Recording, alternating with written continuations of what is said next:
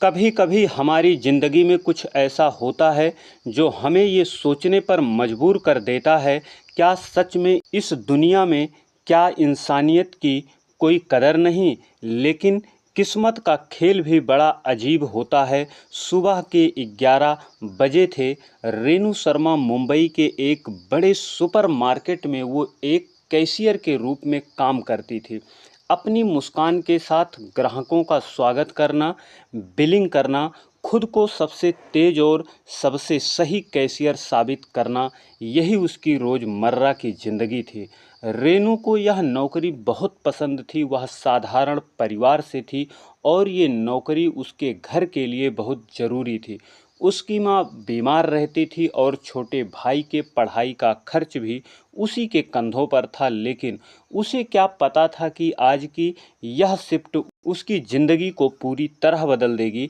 बाबा, आपके पैसे कम पड़ गए। दोपहर के समय एक बूढ़े आदमी ने कांपते हुए हाथों से सामानों की टोकरी काउंटर पर रखी। रेनू ने मुस्कान के साथ उनका स्वागत किया, बिलिंग करने लगी। नमस्ते बाबा, कैसे हैं आप? बूढ़े आदमी ने हल्की मुस्कान दी। बेटा, बस किसी तरह गुजर बसर कर रहा हूँ। दवाई भी लेनी थी पर पहले राशन लेना ज़रूरी है। रेनू ने सामान के बिल को स्कैन करना शुरू किया। चावल, दाल, तेल, ब्रेड और अन्य सामान। बिल टोटल 1060 रुपये हुआ। बाबा ने अपनी जेब से कुछ सिक्के और कुछ नोट निकाले। उन्होंने बड़ी कोशिश की लेकिन कुल 900 रुपये ही हो सके। बाबा घबरा गए।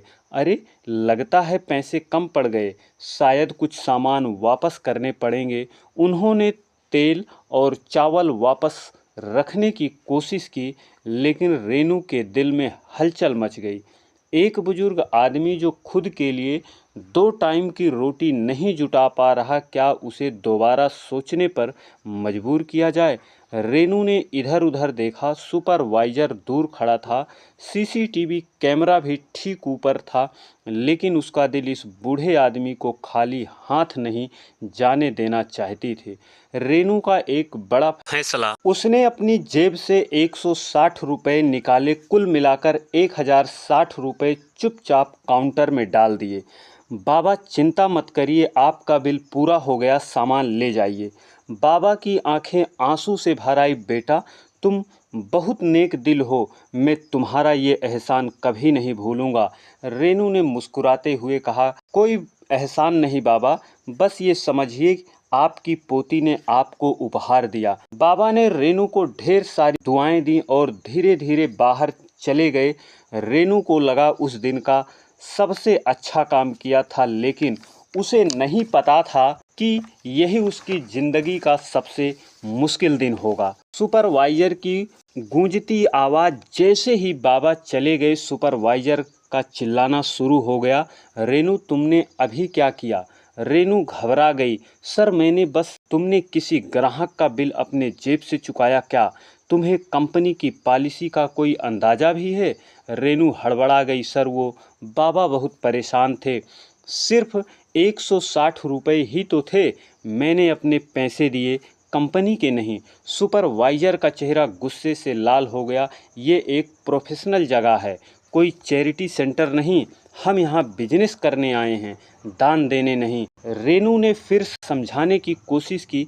सर, मैं समझती हूँ, लेकिन सुपरवाइजर ने हाथ उठा दिया कि बहस नहीं, तुम अब और इस सुपरमार्केट में काम नहीं कर सकती। तुम्हें अभी इसी वक्त नौकरी से निकाल दिया जाता है। रेनू के पैरों तले जमीन खिसक गई। क्या जिंदगी एक झटके में खराब हो गई? रेनू का दिमाग शून्य पड़ गया। इतनी छोटी सी मदद, इतनी बड़ी सज़ा। उसके आंखें छलक आईं, लेकिन वह खुद को संभाले रही। ठीक है सर, अगर इंसानियत की कोई जगह नहीं है तो मैं भी यहाँ काम नहीं करना चाहती। सुपरवाइजर ने सिक्योरिटी गार्ड को बुलाया। इसका बैच ले लो और इसे तुरंत बाहर निकालो। रेनू ने अपनी यूनिफॉर्म का बैच निकाला, गार्ड के हाथों में दे दिया, अपने एक छोटे से बैग को उठाया, बिना कुछ बोले सुपरमार्केट के गेट से बाहर निकल गई। बाहर आते ही उसकी आंखों से आंसू गिर पड़े। अब आगे क्या होगा उसने जो किया वह गलत था। क्या उसे अब कोई और नौकरी मिलेगी? लेकिन उसे क्या पता था कि यह एक नई शुरुआत थी। शाम के 7 बजे थे। रेनू एक पार्क के अंदर बेंच पर अकेली बैठी थी। उसकी आंखों में आंसू थे, लेकिन वह उन्हें गिरने नहीं दे रही थी। एक छोटी सी मदद के बदले मेरी पूरी नौकरी चली गई। रेनू को अब बहुत चिंता हो रही थी कि अब मेरे घर का खर्च और माँ की दवा के पैसे कहाँ से लाऊं, छोटे भाई का पढ़ाई का क्या होगा, वह खुद से ही सवाल कर रही थी। वह सोच रही थी कि अब आगे क्या करें, घर जाकर माँ को क्या बताऊं। माँ को अगर ये सब पता चलेगा तो उनके आंसू नहीं थमेंगे, क्योंकि उनकी बेटी ही थी जो सब कुछ देखती थी। अब उसके घर का क्या होगा, क्या कोई और नौकरी मिलेगी इतनी जल्दी? तभी उसके फ़ोन की घंटी बजी। स्क्रीन पर माँ का नाम चमक रहा था। उसने कांपते हुए फ़ोन उठाया। हेलो माँ। माँ की आवाज़ आई, बेटा तू ठीक तो है, अच्छे से ना? तेरा चेहरा मायूस लग रहा था सुबह। सब ठीक तो है? रेनू ने गहरी सांस ली। हाँ माँ, सब ठीक है, बस आज का दिन थोड़ा अजीब था। वह माँ को सच बताना चाहती थी, लेकिन वह नहीं चाहती थी कि माँ चिंता करे, परेशान हो। ठीक है बेटा, जल्दी घर आ जाना, मैंने तेरा पसंदीदा खाना बनाया है। रेनू ने ज़बरदस्ती मुस्कान के साथ कहा। हाँ माँ, बस थोड़ी देर में आ रही हूँ। फ़ोन काटने के बाद उसकी आंखों से एक और आंसू टपक पड़ा। क्या सच में सब ठीक था? अचानक एक गाड़ी उसके सामने रुकी। रेनू अभी भी अपने ख्यालों में डूबी थी। तभी उसके सामने एक चमचमाती बहुत ही महंगी कार आकर रुकी। गाड़ी रुकते ही एक जाना पहचाना चेहरा दिखा, वही बाबा जिसने उन्हें सुबह मदद की थी। बाबा ने उसे देखा और कहा, बेटा तू यहाँ इस तरह क्यों बैठी है, क्या हुआ? रेनू हिचकिचाई। कुछ नहीं बाबा, बस यूं ही। बाबा ने गहरी सांस ली और कहा, बेटा मुझे सच सच बता, मैं सुबह से तुझे ढूंढ रहा हूँ। रेनू धीरे से सिर झुकाकर बोली, बाबा आज मुझे मेरी नौकरी से निकाल दिया गया, सिर्फ इसलिए मैंने आपकी मदद कर दी थी। बाबा के चेहरे पर चिंता की लकीरें उभर आईं। क्या सिर्फ 160 रुपये की मदद करने के लिए? रेनू ने सिर हिलाया। हाँ बाबा, मेरे सुपरवाइज़र को ये पसंद नहीं आया। उन्होंने कहा सुपरमार्केट बिजनेस करने के लिए है, चैरिटी के लिए नहीं। बाबा कुछ देर तक चुप रहे, फिर हल्की सी मुस्कान आई उनके चेहरे पर। बेटा तुझे क्या लगता है तूने जो किया वह गलत था? रेनू ने तुरंत जवाब दिया, नहीं बाबा, मुझे लगता है मैंने सही किया, लेकिन इस दुनिया में इंसानियत की कोई कदर नहीं। बाबा ने मुस्कुराते हुए कहा, बेटा अच्छाई की कदर देर से होती है, पर होती ज़रूर है।